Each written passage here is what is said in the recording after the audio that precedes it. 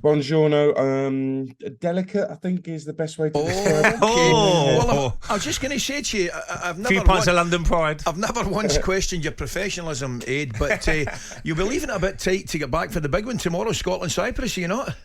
Well, I'm desperate to be there, Ali, I've got to say.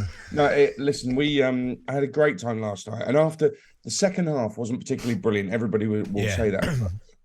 When it had sunk in that we'd won away in a qualifier in Italy, we have virtually qualified for the Euros now. It's a beautiful feeling. And we've actually beaten Italy away in Naples. They chose Naples to intimidate us. It didn't work. And then I started thinking about Harry Kane and the record. There's nothing but positives from last night. I appreciate the second half wasn't great, but everybody just needs to calm down about that and just soak it all up, because this is a beautiful thing that's happened over the last 24 hours. It's a great result for England, great result for Southgate, great result for Harry Kane as well. So many positives, Aid. Obviously, Harry getting the all-time goal-scoring record, but Declan Rice again in that midfield. I thought Phillips at times was pretty good yesterday. So, yeah, I mean, I look at the always optimist about England to get a long way in tournaments. I know they got to the final, but it's a young squad, isn't it? When you look at Saka on the right-hand side, you've got Foden coming on the left, Grealish, Bellingham. You know, it should be exciting times for England. Yeah, it should. Listen, they were without Bonucci and Chiellini, so that partnership at the back, the two came in for them were, still in their 30s. So we're thinking, well, the young ones are taking over. That's not true. They're an ageing squad as well to a certain extent, certainly at the back. But with England, it is a young squad. I was thinking about the Italy side that won the Euros compared to this England side. I don't think they've reached their peak yet. So maybe, just maybe, the best is yet to come. I hope so. But I was really impressed last night.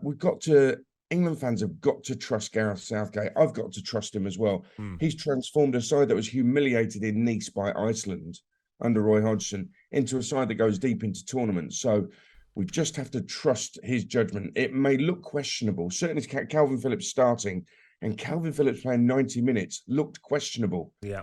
But it worked. We won the game. We may have been hanging on at the end, but we won the game. So we just have to trust his judgment.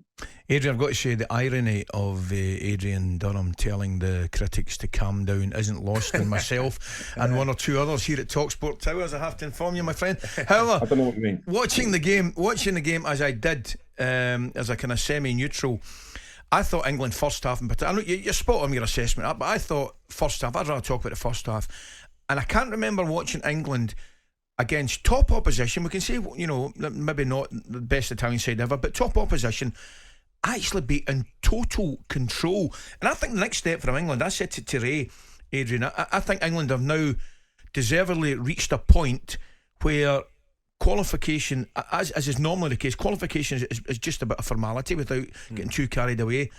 And they're now in a group of 2, 3, 4 nations that are more than capable of winning a tournament, whether it's the World Cup, the European Championships. Well, listen, if we go back in time, I don't look this old, but the first 2 World Cups of my lifetime, England didn't qualify for, Scotland did. So I grew up thinking Scotland were better than England. How crazy is that? I was delighted to be proved wrong. So they didn't qualify in 74 and 78 is what I'm talking about. And then there was that blip in the Euros in 2008 they didn't qualify for under Steve McLaren. Now you're right. It's a formality, England qualifying for a major tournament. But they're doing it with a bit of style as well. That first half performance, if Jack Grealish scores that goal in first half injury time, you think of the build-up to the goal. It's one that will be talked about for a long, long time. And we have to be more ruthless. He has to finish that. It's a side foot, mate. So I thought, It's a side foot all day. I know he thinks it's an awkward height, and I get it. But he's got to get up and he's got to get his body over it and side foot it and smash it into the ground.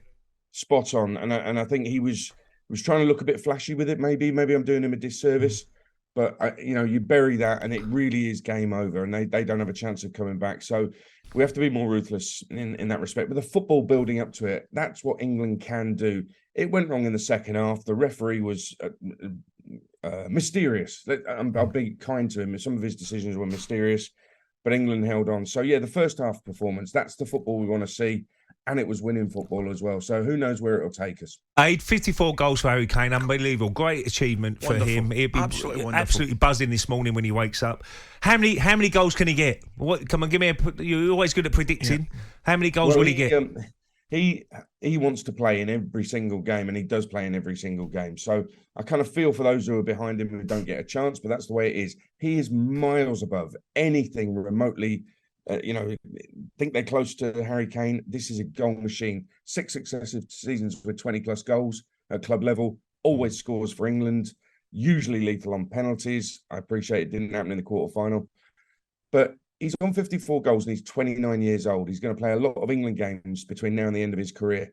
You're talking about somebody who at least will get into the 70s, 80s. I am going to say this because I think he's so desperate for goals. He will put himself in that firing line and in that team as often as possible. I think he will get to 100 England goals. And I think his record will never, ever be broken. When you think about how long it took for Wayne Rooney to break Bobby Charlton's record, and that wasn't even 50 goals. I think that Harry Kane's got the record forever, and I think he will because he's so desperate for goals for England. He cares so much about his country. I think he will get to 100 goals. It's an incredible thing. It was a privilege to witness that last night for talkSPORT here in Naples. So I'm delighted for him because a more honest professional you'll never get. Somebody dedicated to the cause as well. And, he's an ambassador. He's a captain. He's a leader. He's an absolute goal machine. talkSPORT Breakfast, waking you up Monday to Friday morning from 6 a.m. on AM, on DAB, via the talkSPORT app and on your smart speaker. talkSPORT.